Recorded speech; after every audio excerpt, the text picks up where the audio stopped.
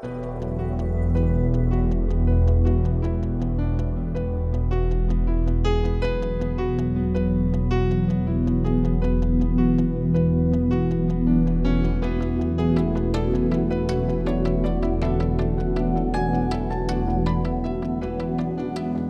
at the Quinnipiac Meadows Nature Preserve, the Fargeorge Preserve, managed by the New Haven Land Trust on the Quinnipiac River. And the Quinnipiac River is named after the Native American tribe that once inhabited this area, the Quinnipiac. The Land Trust operates and owns about 13 acres of habitat here at the Fargeorge Nature Preserve. It's mostly salt marsh.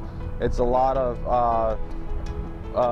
early colonizing species such as aspen, eastern red cedar, and so those are our native species, and we also have a host of non-native species. And so in our goals to be able to manage for species like Nelson's sharp-tailed sparrow and osprey and songbirds and other wildlife that would inhabit this area, we have a management program for invasive species where we use volunteer efforts and paid grants to be able to bring people into the nature preserve to do service projects. Scouts and other volunteer groups come here to be able to remove invasive species, to be able to take care of our trails, to be able to, the New Haven Bird Club comes here and does bird counts and monitors for species that are listed by the state and by the federal government as endangered. So we kind of keep track. We have a monitoring program, and we manage for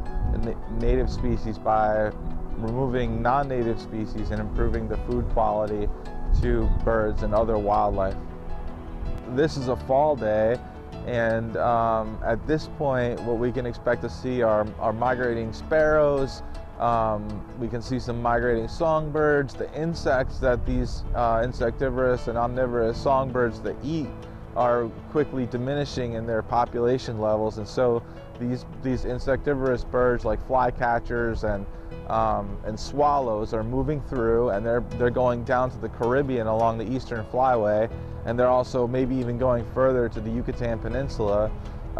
Some of these birds travel 800 miles without stopping, and so it's important for us as a nature preserve to be able to provide the most high quality food that we can.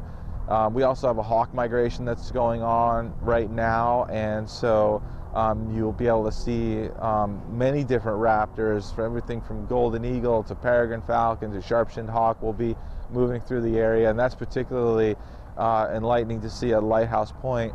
As we get into the winter, we usually have a lull in the activity between mid to late October and early December when the Arctic waterfowl arrive. So we have goldeneye and canvasback and redhead and harlequin duck and mergansers and loons, and so we have all these waterfowl that arrive here expecting open water that's not frozen, and expecting food that's in the estuary that they can survive on throughout the course of the winter. So we see things that you would see at the North Pole in New Haven in the wintertime. And so it's a little chilly, but if you get out, you can see some really magnificent waterfowl. We actually have a record number of osprey nesting in the region as a result of environmental laws and regulations that are effective. We also have one endangered species that we manage for, which is the Nelson's sharp-tailed sparrow. And so we have them during the wintertime, and this species has come into conflict with man because of the development of the coastal areas and the marshes, and so the reduction in habitat has led to some species not being able to make a living, so to speak. The Quinnipiac River borders Fargeorge Nature Preserve, and this river flows, the watershed is quite extensive, and so for our region in New Haven, it's important from an ecological perspective with regard to migration patterns of fish, which in turn feed the birds that are in the area.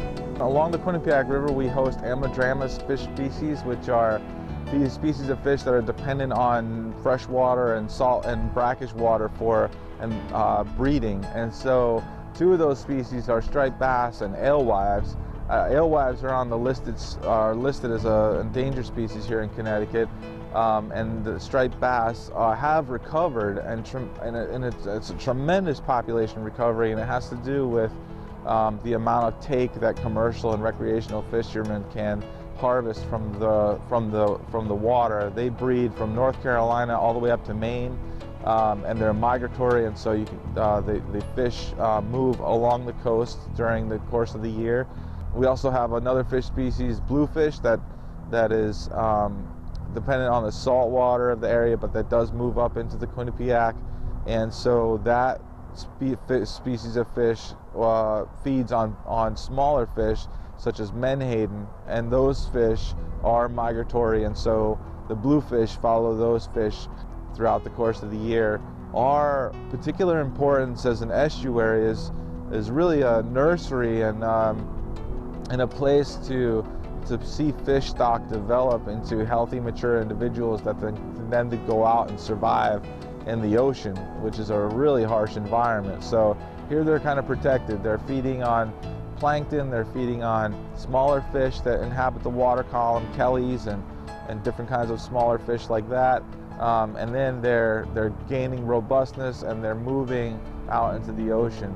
And so some of the importance of our landscape is that we have salt marsh that helps the nutrient flows, that in turn feeds the primary productivity, the producers, the planktons and things, and then we have the primary consumers and then secondary consumers, and the intricate food webs that overlap here are really diverse. And so our goal as naturalists and as conservationists is to be able to improve the natural habitat so that in the estuaries the wildlife will be able to move and create healthy fish stocks in the ocean. In New Haven, there has been an interest in being able to improve the wildlife habitat, and so what we see now are nature preserves like Long Wharf Nature Preserve, Fargeorge Nature Preserve, urban green spaces provided for by the URI, and backyard habitats that people are actively working to improve wildlife habitat in their backyard. So if we can improve the continuity of the landscape by improving the habitat, it's possible that we would be able to see more species inhabit an area that is also inhabited by many humans.